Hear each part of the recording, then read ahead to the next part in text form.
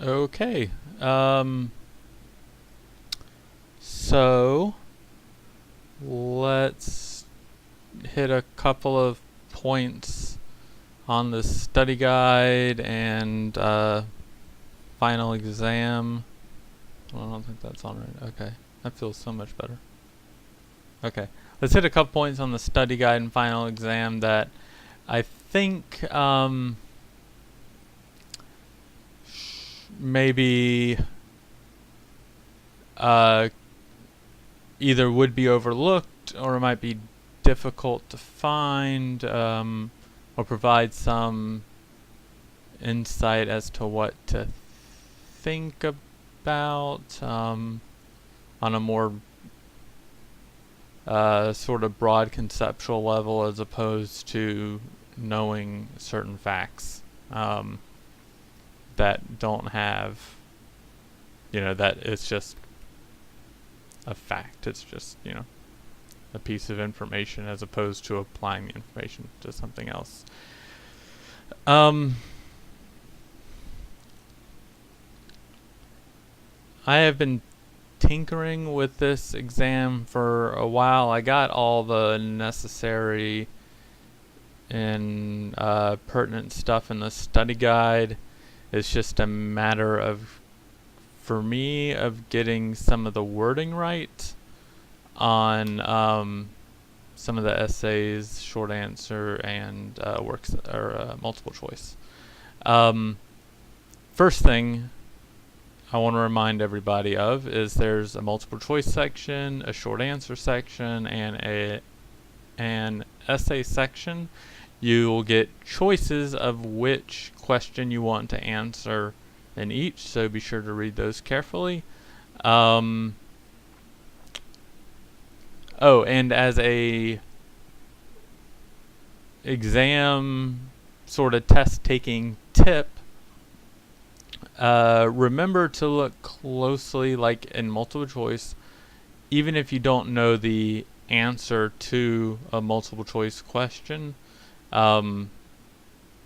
Look closely at the answers, as there could be some answers that don't work or don't fit, or there could only be one answer that makes sense, that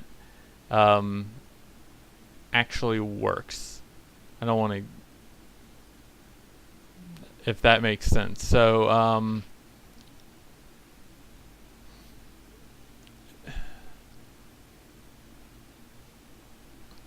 let's say I provide an example. There, what amendment gave women the right to vote? And it should be the 19th. What amendment women vote? Yeah, that's what I thought. 19th, okay. So there are 27 amendments in the Constitution. What amendment gave women the right to vote? Let's say I provide multiple choice answers of 1, the First Amendment, the 50th Amendment, the 19th Amendment, the women don't have the right to vote, or the 1292nd Amendment. Well, more than likely, you know that the First Amendment is about free speech, religion, assembly, press, and petition. There isn't anything about voting in there.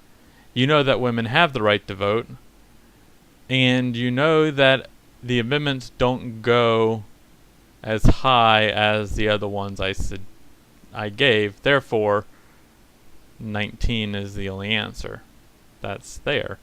If I ask something about that involves a number of number of people in Congress, you know that there's 100 people in the Senate, 435 people in the House, and 535 people total in the Congress.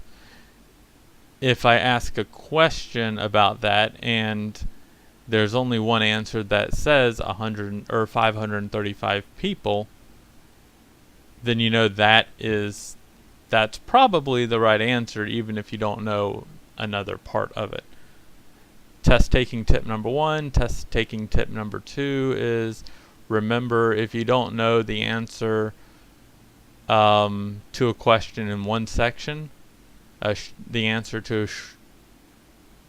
if you don't know how to answer a short answer question or an essay question, you can look back at the other sections of the test, see what the questions were that I asked, what the answers were, maybe what clues or information I provided in those answers that might give away or spur your memory as to how to answer whatever question it is that you're having a difficult time with. Okay, so some things to look at that maybe we didn't go over or should be reminded of. Look up what Brookline, Massachusetts is and why that's important. It's on, part of it is in the slideshow, the PowerPoint. It's also discussed on page 43 of the Urban Politics reading. I say 43 as in that's the page number in the book, not the page number in the PDF.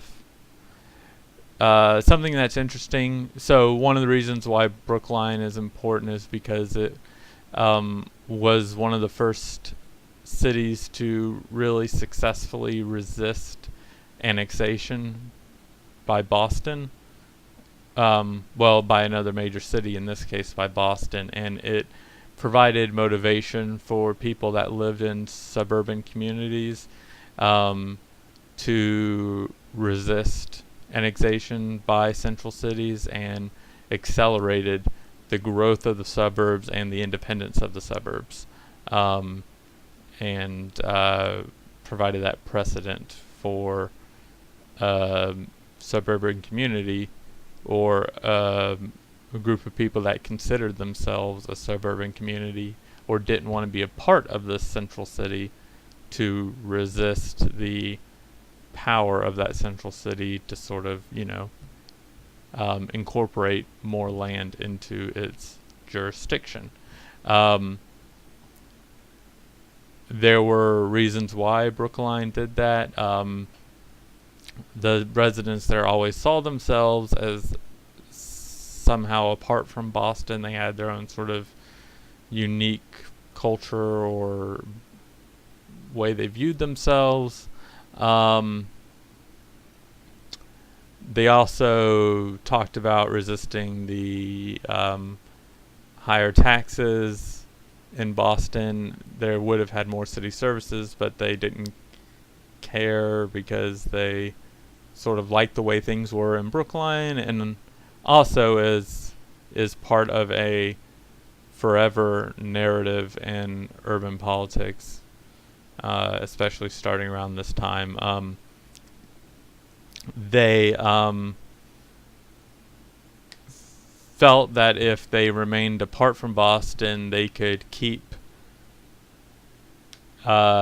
certain types of people out of the city through various, city ordinances and stuff, and they're looking at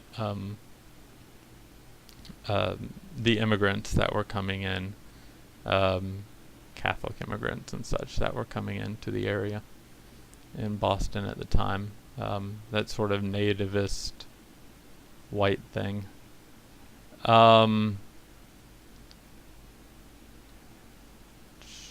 Connect the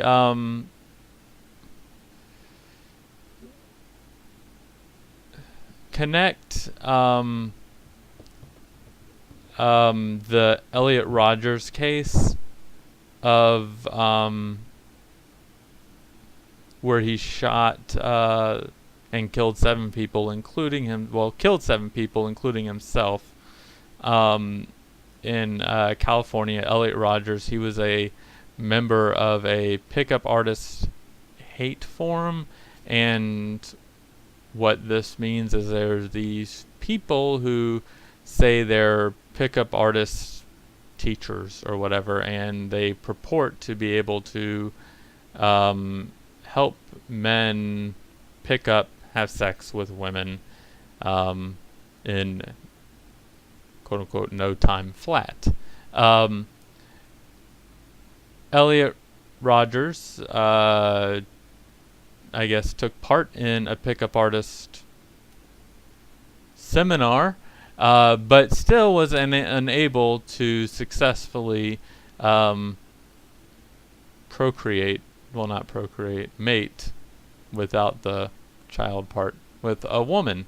And he was all upset about that, so he joined this pickup artist hate group, this group of men that paid money to other men who supposedly would teach them how to have sex with women, but then were unsuccessful, and so they decided to organize and lash out some hate against the men, or against the pickup artist community.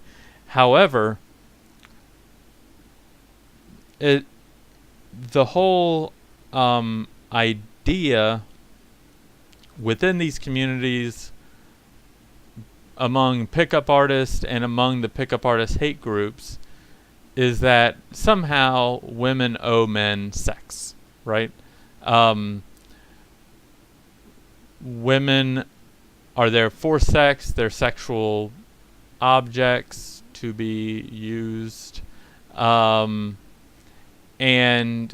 you can see this not only in the sort of forum postings and what Elliot Rogers wrote, and how these seminars are run and such, but also in the response to Elliot Rogers' crime. He left behind all of this writing and forum posts about how women needed to have sex with him, that he was such a nice guy, and women were so dumb for going for jerks and whatever. These people in these among the pickup artists and the pickup artist sort of hate organizations, as they would call themselves, responded with the crimes are awful, and also if some woman would have just had sex with him, then this whole thing could have been avoided. Again, this idea that women sort of owe men their bodies. It's this sort of culture that we have that women are responsible for men's actions, kind of by their existence, and men themselves aren't responsible for their actions. So while they were upset at what Elliot Rogers did, they at the same time created this blame shifting to women because women wouldn't have sex with Rogers the way or the amount that he wanted them to, if they had sex with him at all. So think about that and that mentality, and let's connect it to another reading that's in that same PDF,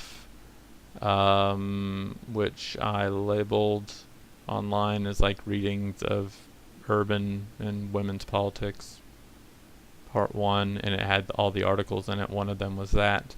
The other one was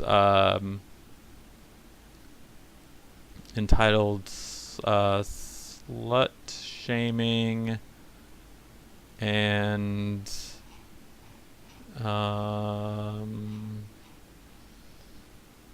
how slut shaming has been written into the school dress code across the country. If I just left it at slut shaming, that would have been terrible.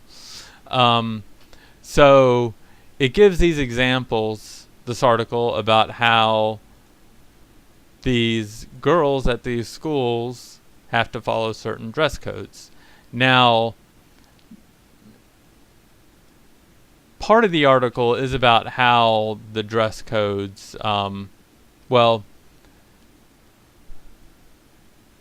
the article isn't necessarily an argument against dress codes themselves, but against the way dress codes are approached and justified. It talks about these dress codes and their focus on what women wear and their focus on how they look at women's bodies and the attempt to control women's bodies, in this case girls' bodies, and how they objectify girls' bodies and how they hold girls responsible for the school community and school distractions and the school learning environment, and in the dress code case based upon how they're dressed. So you have example here where girls are, they talk about just specific instances, but this takes place all across the country, and I don't know how many of y'all had it in your school. I have it had it in my school. There's a dress code policy at GTCC, and the idea is that girls, if they dress a certain way, can be distracting to boys and create a distracting environment for the school themselves. Boys in these schools don't have the same standard of dress code, and when they violate the dress code, it's not for the same reasons. It's not that for some reason they're distracting girls or causing some sort of distraction in this among the student body in the school themselves. It's lots of times because they're just not dressed appropriately. They're just not following the rules. They're not dressed in a nice way. However, girls get this added responsibility on them that if they wear clothing that in any way shows their features or accents their features, then they're responsible for the reaction that boys have to them and the learning ability of boys in that kind of environment. The boys are not to blame. The boys are not responsible for how they respond and react to women's or girls' sexuality and what they wear. It's all the girls' fault. It's all their fault. So they give an example of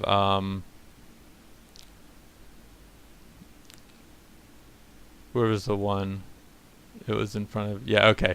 It was in this article where 40 high school girls were sent home from winter dance in California, and the way it was determined if they were following the dress code is that they were paraded in front of a bunch of male administrators who inspected their dresses, who had them turn around, flap their arms up and down to see what was revealed, and if too much was revealed, then they were sent home. There was the dress code violation of the two girls in Ohio. This is example number 3 in that article. The dress code says that no curvature of their breasts could be showing, can't be showing. You don't get the same type of specific anatomical description of what is boys should be wearing, and boys' bodies aren't sexualized in the same way at any point in their life, but especially not in a young age in the same way women's are, and they're not as responsible for oh, they're not held responsible for what happens. Now this ties into the idea and this concept that we have of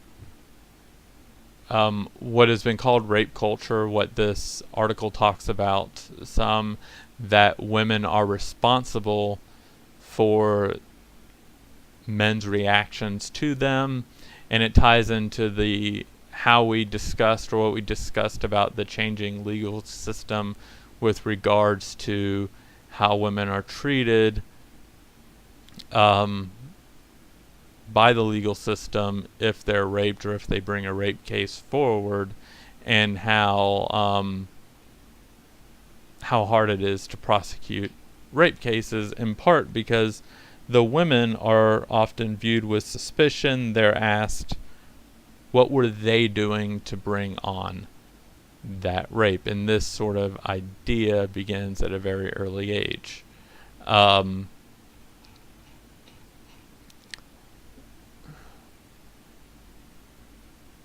so why do we have this idea? How does this policy come into existence?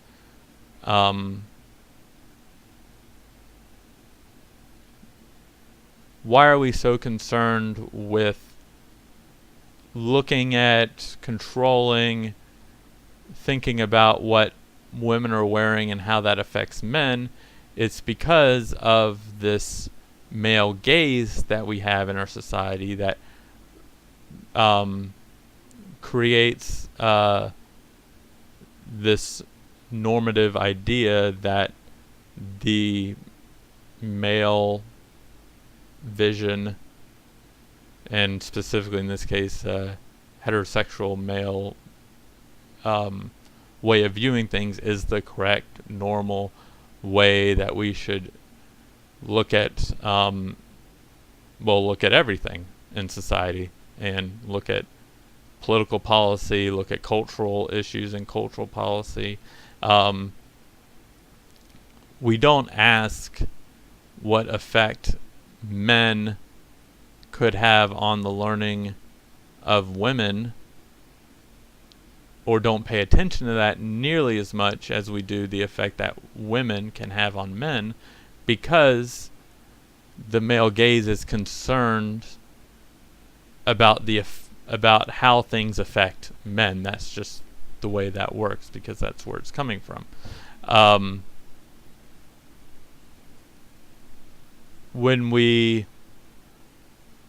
Let's take this now in a different direction and look at the changes in justification for women's inferiority, and from a scientific point of view.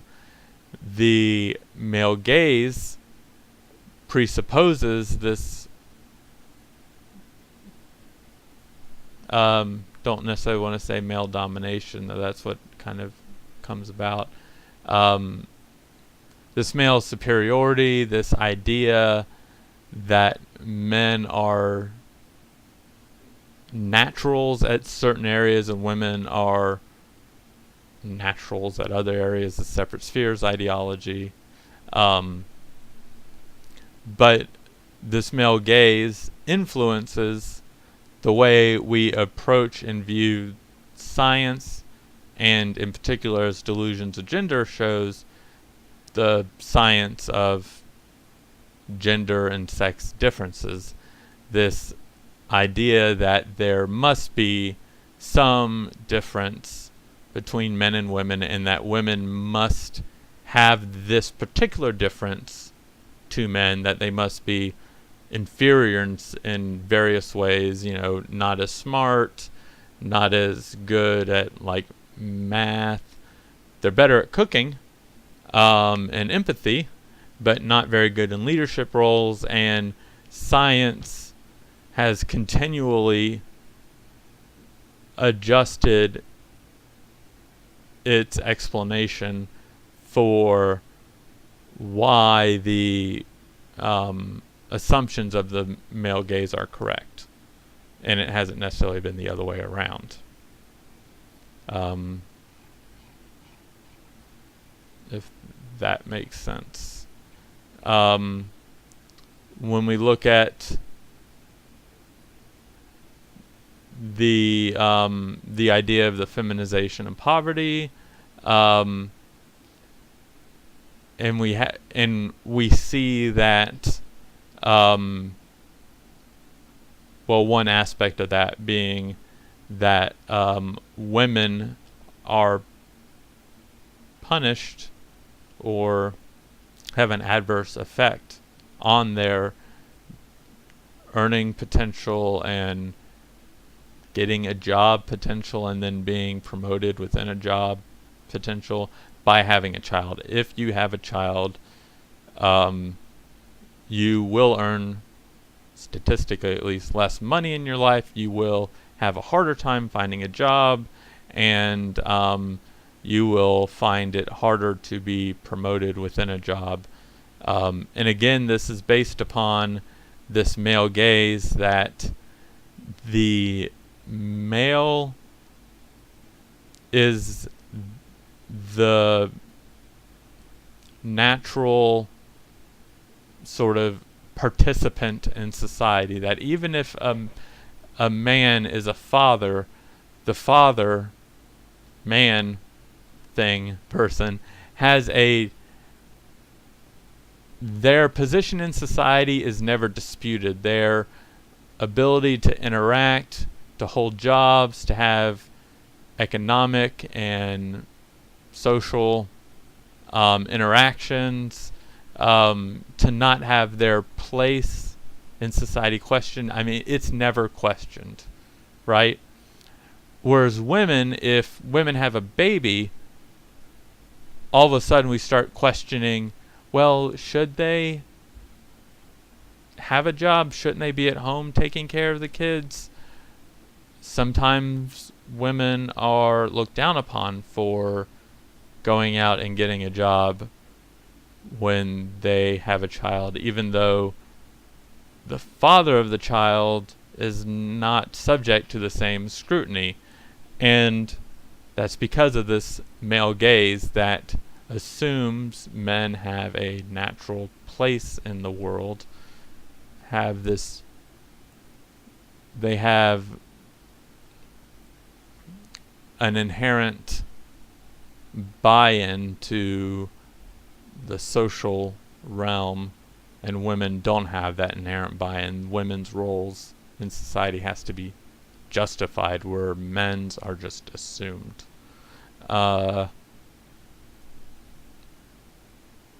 So that's different aspects of how sexism works, of how the male gaze can affect things, from the way we look at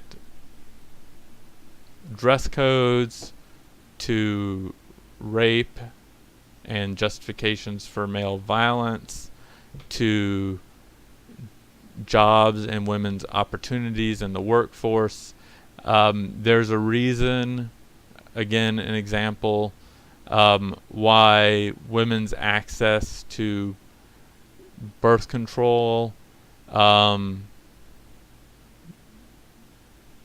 is questioned, why we ask the question or wonder why insurance plans have to include maternity care if they're insurance plans for men, whereas women are, while the fact that women's insurance plans include coverage and sort of payments for coverage for Viagra, penis pumps, prostate cancer and things, things specifically related to men's biology, men's sexuality is not questioned. You don't very often see businesses citing a religious objection to or any objection to providing certain healthcare needs for men only to women. Let me look at the study guide real quick before I sign this off. Think of it so think of what I talked about with women and the male gaze and the way that we can frame issues, and then think about how you would connect that to what we've talked about with power in urban politics and power in race relations. Okay? And think about actually how that power between, or how we see how power works in urban politics and racial identity politics, and how it works in gender politics. How do certain people have an advantage, and how is that advantage expressed in both of those areas? In what ways are they similar, and how do they perhaps interact with each other, and are part of the same system? So look at school dress codes. Make sure you recognize framing and the male gaze and or the white male gaze.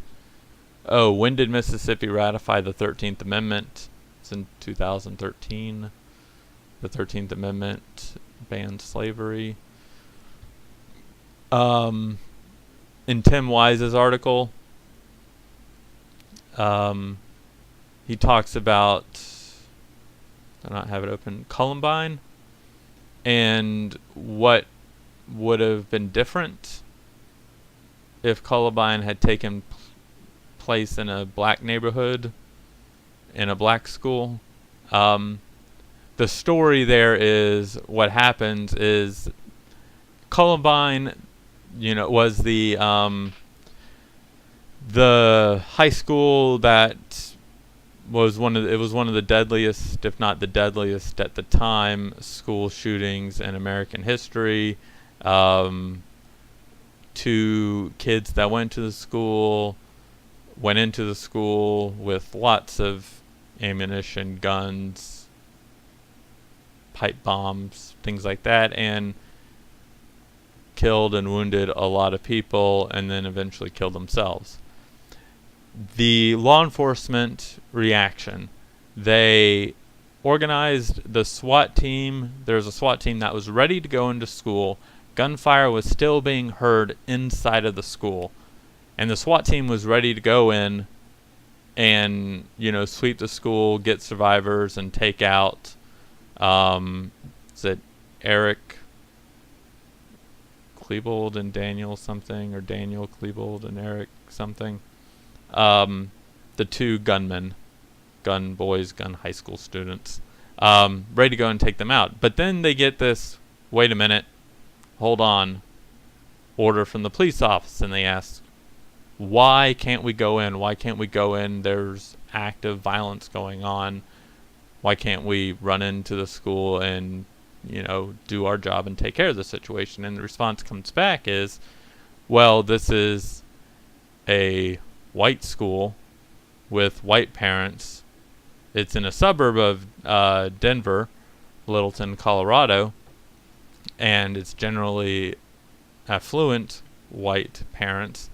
And those people have power, have control. They have the ability to sue the police department if the SWAT team happens to injure any of their children when they go in to remove the threat of the students. So the SWAT team is put on hold essentially until the killing's over. And it's too late to do anything. Now, Tim Wise uses this as an example of how white privilege can come back and sort of bite white people in the butt. You also look at the example of the what he says talks about frustrated expectations and how loss of control in particular causes certain pathologies that are more prevalent in white people than in non-white people, because of the privilege white people have, and when that privilege is sort of taken out from under white people. But he uses this as kind of both another example of white privilege being a hindrance to, in some degree, because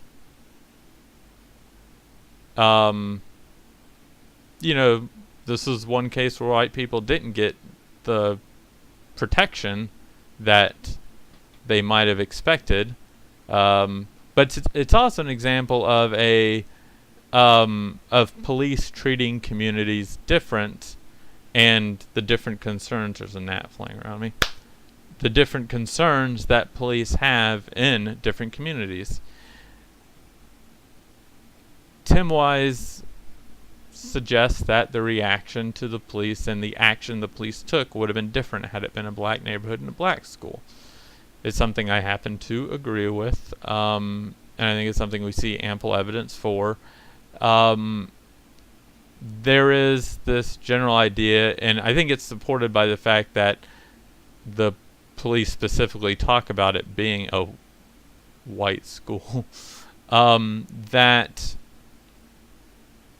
let's see, what does he say exactly, if it matters to say.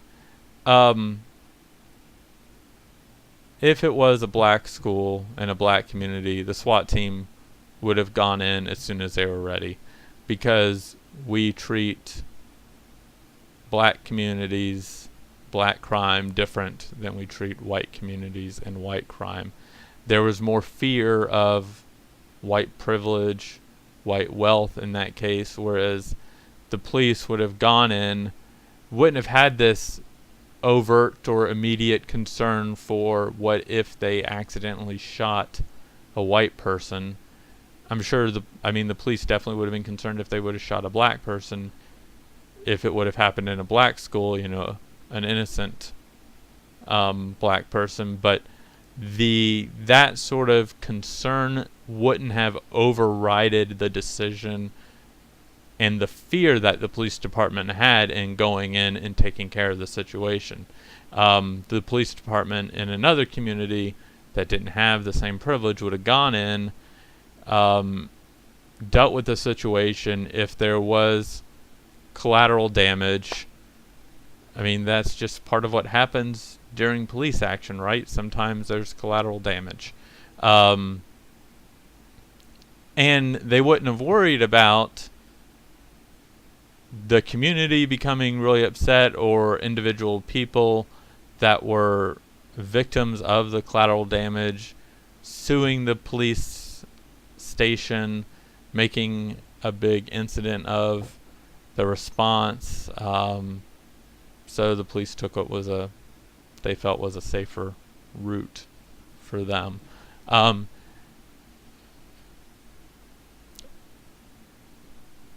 And that's something that maybe you should read and pay attention to and think about for the exam. Look up again what executive orders are. You know how I said that you should know things that came from the first semester also.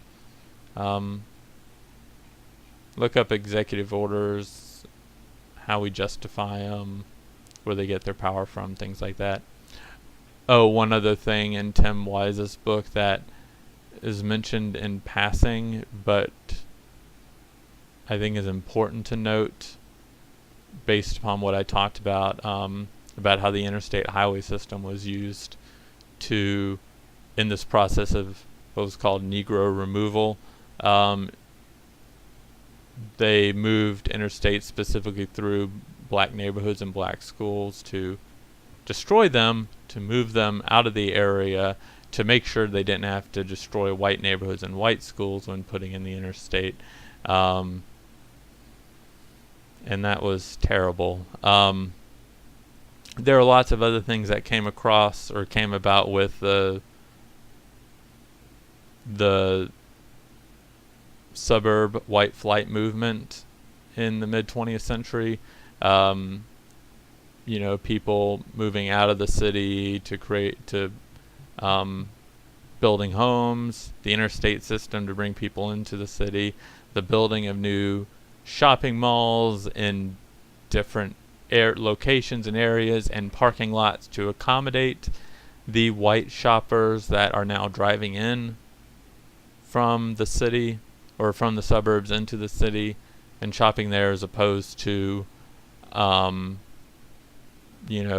walking or taking public transit, being in the area. Where did they build these parking lots, these shopping malls? How did they do this? They did all that in black communities, and forced black people out to make an area nicer for white people. And the statistic is on page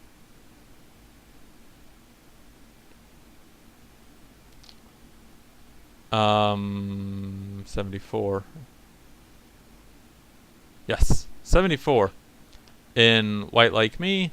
In case you're wondering, Tim Wise is a white person, thus the title White Like Me. Anyway, 1/5 of all black housing in the United States was destroyed in the mid 20th century. So we're looking at like late 1940s, early 1960s, kind of that area. 1/5 of all black housing was destroyed, 20%, to accommodate this new urban landscape that white people wanted to look good for them. Anyway, okay. Another small part that you may not that could be easily glossed over, and we didn't explicitly mention what it is. We just talked about some examples about how many people were displaced. Look at the statistics of in the women's reproduction section of the PowerPoint slides, and sexual violence against women. And